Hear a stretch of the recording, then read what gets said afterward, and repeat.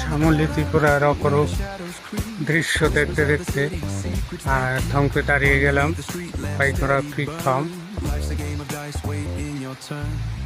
এর প্রান্তে। আমরা এখন প্রবেশ করছি।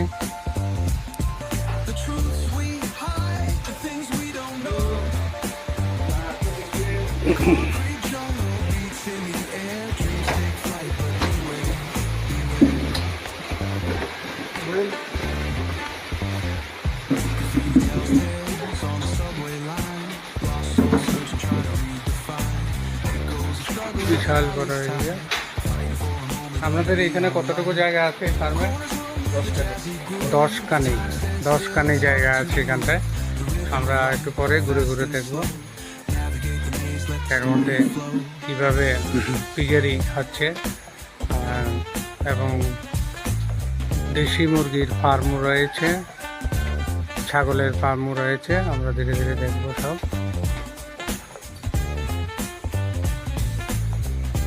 এই সকালবেলায় একটুকু বৃষ্টি, আর হালকা পাতলা বৃষ্টি, যদিও গতকাল রাত্রে বজ্র বিদ্যুৎ সহ প্রচুর বজ্রপাত হয়েছে, থান্ডারিং হয়েছিল।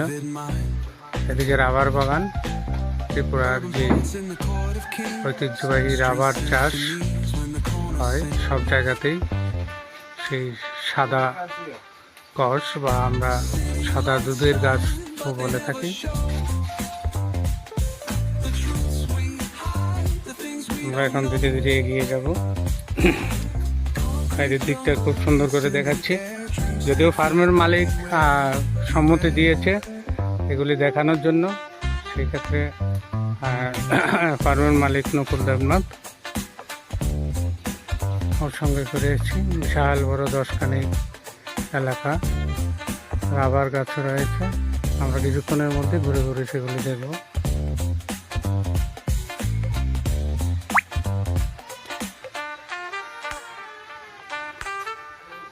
এই ফার্ম দেখাশোনার জন্য এখানটায় একটা ফ্যামিলিকে রেখে দিয়েছে এবং বিল্ডিং ঘর বানিয়ে কি সুন্দর করে।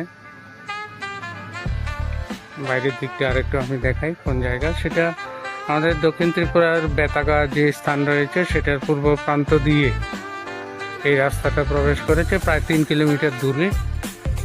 অনেক দূর পথ পেরিয়ে আমরা এখানে এসেছি। বাউন্ডারি ওয়াল রয়েছে চারদিকে।